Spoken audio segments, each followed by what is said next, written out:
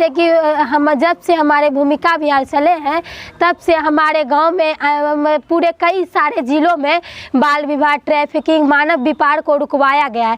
खास करके तौर पे तो हम लोग का अपने कटिहार डिस्ट्रिक्ट में बहुत ज़्यादा ही बाल विवाह हो रहा था। तो हमारे यहाँ जो भूमिका अभियान चल रही है इसके तहत तो बहुत सारे बाल विवाह, मानव व्यापार, ट्रैफिकिंग को रुकवाया गया है। जैसे कि मेरे गांव में बाल विवाह हो रहा था तो हम लोग अपने पहले हेमंत अंकल से मिलते थे। अगर कहीं पे हो रहा था तो हम लोग फ़ोन करके बुलाते थे अंकल को। तो अंकल से अगर नहीं होता था, अंकल से अगर कोई नहीं मानते थे गांव के आदमी, हम लोग सरपंच को बोलते थे, मुखिया को, थाना प्रभारी को, तो वहाँ से आते थे थाना प्रभारी, मुखिया जी सब, तो बाल विवाह रुका। बहुत सशक्त हो गया हमारा कटिहार जिला।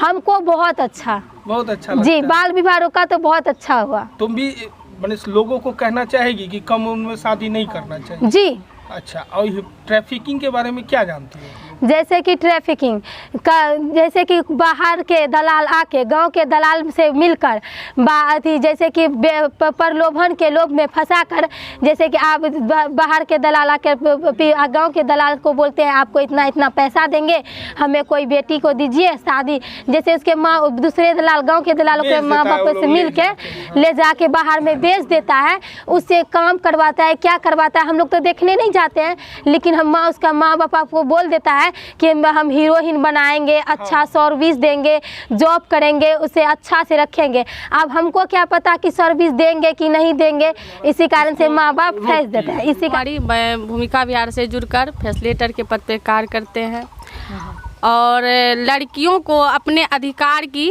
और शिक्षा। ये बताइए कि आप तो लड़कियों का ये आजकल है बाल विवाह और दहेज प्रथा की बेटी को अगर ज़्यादा पढ़ाए या न पढ़ाए उसको तो पैसा देना ही पड़ेगा, चाहे डॉक्टर ही हम क्यों बनाए। लेकिन सोच रहता है बेटी को कि अगर कितनों पढ़ा देते हैं तो वो दूसरे का घर चले जाएगी, लेकिन ये चीज़ नहीं समझती है कि बेटी भी अगर कुछ बन जाती है तो वो आत्मनिर्भर बन सकती है। लेकिन हमारे संस्था के द्वारा मदद दिया जाता है कि वो खुद पढ़े और वो आत्मनिर्भर बने।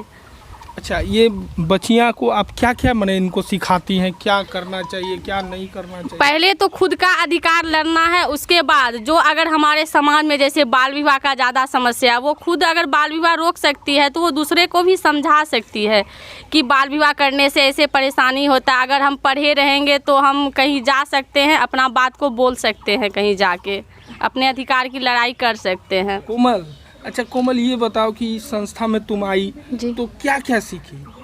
अपने अधिकार के बारे में सीखे और मतलब बाल विवाह नहीं करना है, ट्रैफिकिंग से कैसे बचना है, यौन शोषण से कैसे बचना है। हम कहीं जा रहे हैं सफ़र करने तो वहाँ पे जैसे कोई होता है कि जो बच्चियाँ सफ़र करती हैं ट्रेन में, हाँ, तो क्या करना चाहिए उनको बताओ।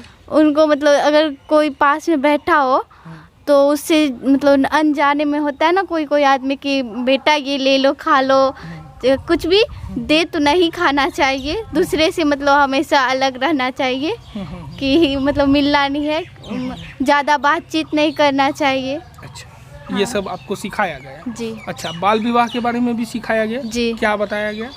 बाल विवाह होने से लड़की को बहुत सारा हानियाँ होती है और कम उम्र में शादी नहीं करना है, यही चीज है। नंदिनी कुमारी। कौन सी क्लास में पढ़ती हो? 6 में। अच्छा, तुम भी यहाँ आई हो? हाँ। क्या सीखी?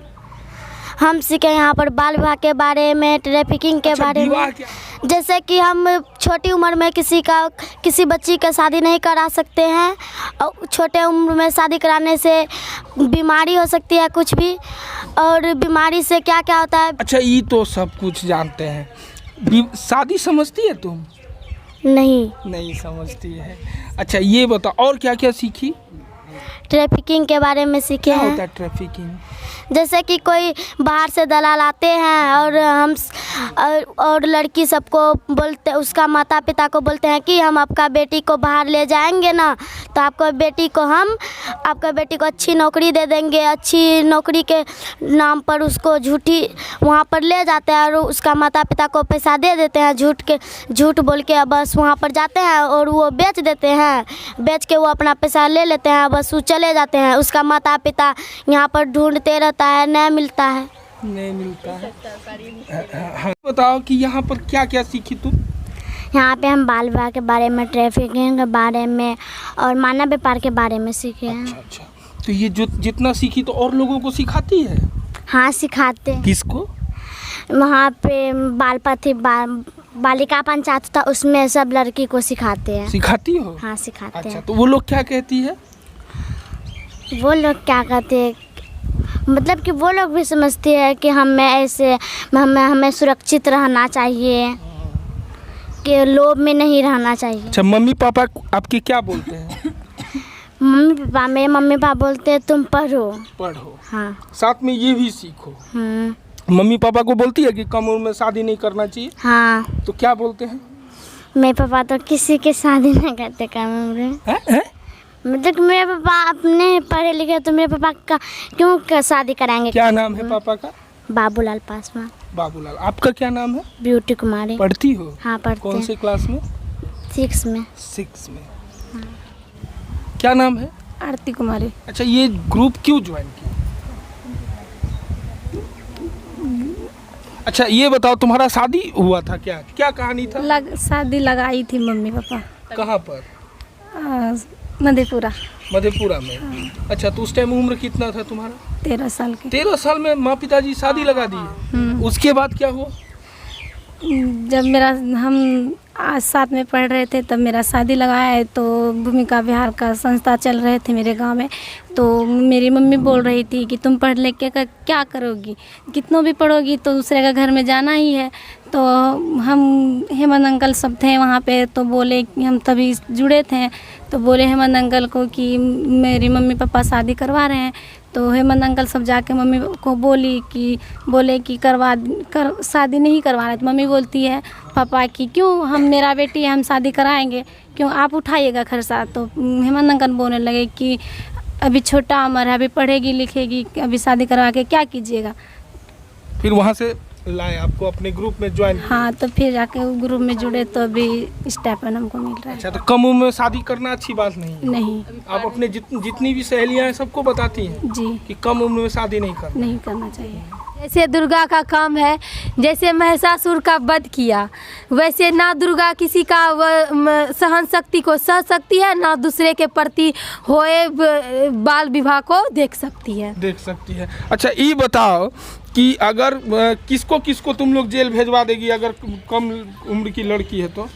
किसको जो सबसे पहले बात उसका गार्जियन, मम्मी पापा, उसके बाद नाई हुआ, नाई हुआ, उसके बाद पंडित जी हुआ, जो भोज खाने के लिए आता है उसको भी भेज सकते हैं। टेंट वाला को, किसको? ठाकुर हुआ, पंडित जी हुआ, और जो शादी में आवे गेस्ट मेहमान सबको, और सबसे पहले अगवा को, पंडित जी को, किसको? सबसे पहले अगवा वो भी जेल जाएंगे, और जो भोज खाने जाएगा उसको भी जेल। जो शादी लगवा रहे पहले उसी को ना शादी, मतलब क्योंकि लड़की का कम उम्र में शादी होता है, लड़की नहीं करना चाहती है, उसको जबरदस्ती करवाया जाता है, तो उसको जेल जाना ही है। जाएगा तो उसको काहे जेल करवाओगे? क्योंकि कम उम्र के सम्मिलित क्यों है? सम्मिलित नहीं होना चाहिए, भोज भी नहीं खाना चाहिए। नहीं कम उम्र में शादी हो रहा है तो उसका भोज। अच्छा, टेंट वाला काहे जेल जाए भाई? क्योंकि टेंट वाला को नहीं वहाँ पे जाके सजाना उजाना नहीं चाहिए, क्योंकि लड़की शादी हो रहा है, कम उम्र में शादी हो रहा है ना, इसलिए उसको क्या मालूम है, तो बाहर काम करेगा ना। क्यों नहीं मालूम है उसको? जब उसको पता चाहिए कि हम किसका शादी करवा रहे भी जाएगा जेल, क्यों नहीं जाएंगे? हाँ जी।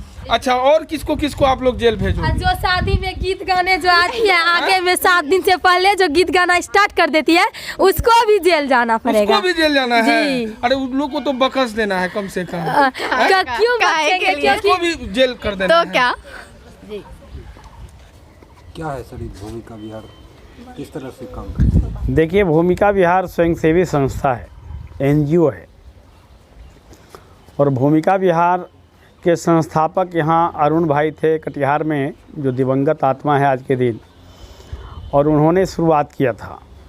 आज भूमिका विहार संस्था अखिल भारतीय स्तर पर काफ़ी आगे बढ़ा है, और गरीबी उन्मूलन से लेकर दहेज उन्मूलन, बाल विवाह, नारी सशक्तिकरण, वंचित समाज को शिक्षा कैसे मिले, ये सारा चिंता भूमिका विहार करती है। हेमंत कुमार दास, घर रामपुर। मैं भूमिका विहार संस्था में 1990 से ये बच्चों के लिए काम करते आए हैं। भूमिका विहार बच्चे के लिए काम करता है। बच्चे हो, महिला हो, अधिकांश शिक्षा से कैसे बच्चियां जुड़े या सशक्त कैसे हो, इसके लिए हम काम करते हैं।